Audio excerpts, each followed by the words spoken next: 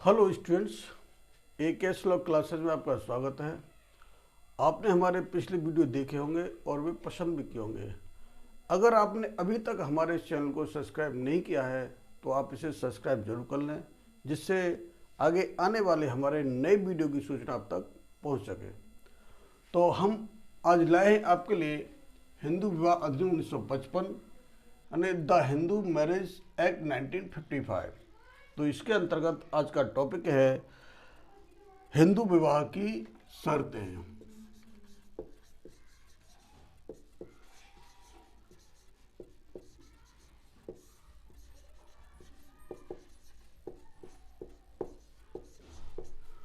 जो कि संविधान की धारा 5 में दी गई हैं।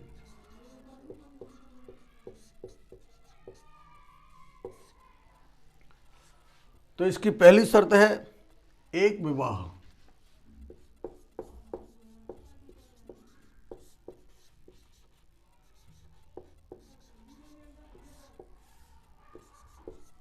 और इसकी दूसरी शर्त है चित्त विकृति।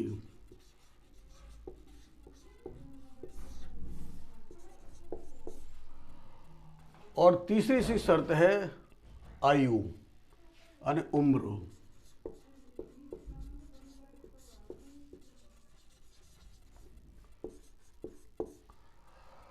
और चौथी इसकी शर्त है प्रतिसिद्ध नातेदारी की डिग्रियां।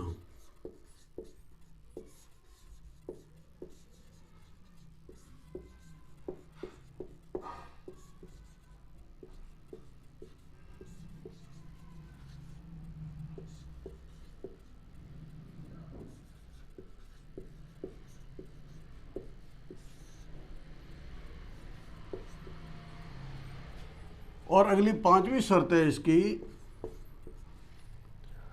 सपिंडता।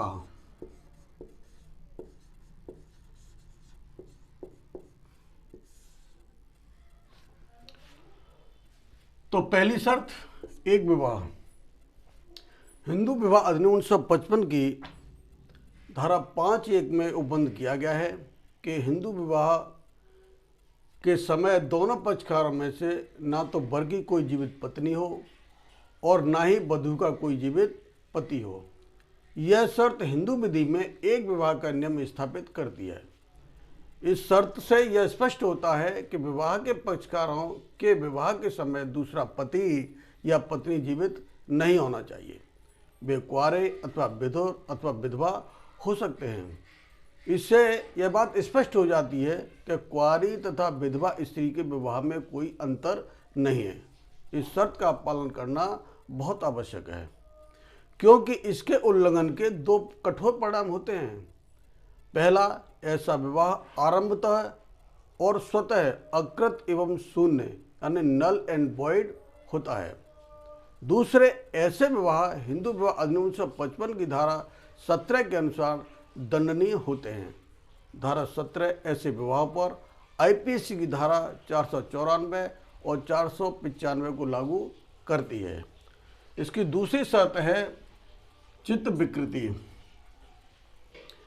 हिंदू विवाह अधिनियम 1955 की धारा 5(2) के अनुसार विवाह के समय दोनों पक्षकारों में से कोई पक्षकार खंड A चित्त विकृति के परिणाम स्वरूप विद्यमान सम्मति देने में असमर्थ ना हो, या खंड B विद्यमान सम्मति देने में समर्थ होने पर भी इस प्रकार के या इस हद तक मानसिक विकार से पीड़ित न रहा हो कि वह विवाह और संतान उत्पत्ति के अयोग्य हो, या खंड C उसे उन्मत्तता का दौरा बार बार न पड़ता हो।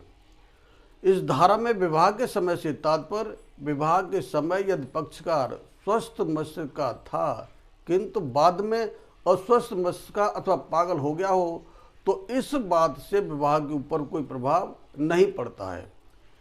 तीसरी शर्त आयु। हिंदू विवाह अधिनियम 1955 की धारा 5(3) के अनुसार विवाह के समय वर ने 21 वर्ष की और वधू ने 18 वर्ष की आयु पूरी कर ली हो।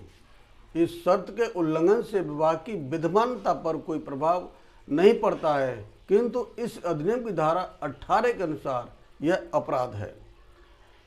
धारा 5 खंड 3 में दी गई शर्त के उल्लंघन की दशा में कठोर कारावास, जिसकी अवधि 2 वर्ष हो सकेगी, या जुर्माने से जो 1 लाख रुपए तक का हो सकेगा अथवा दोनों से दंडित किया जा सकेगा।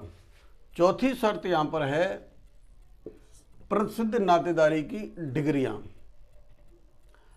इस अधिनियम की धारा 5 के खंड 4 के अनुसार जब तक दोनों पक्षकारों में से हर एक को शासित करने वाली रूढ़ी या प्रथा से उन दोनों के बीच विवाह अनुज्ञात ना हो, वे प्रसिद्ध नातेदारी की डिग्रियों के भीतर ना हो।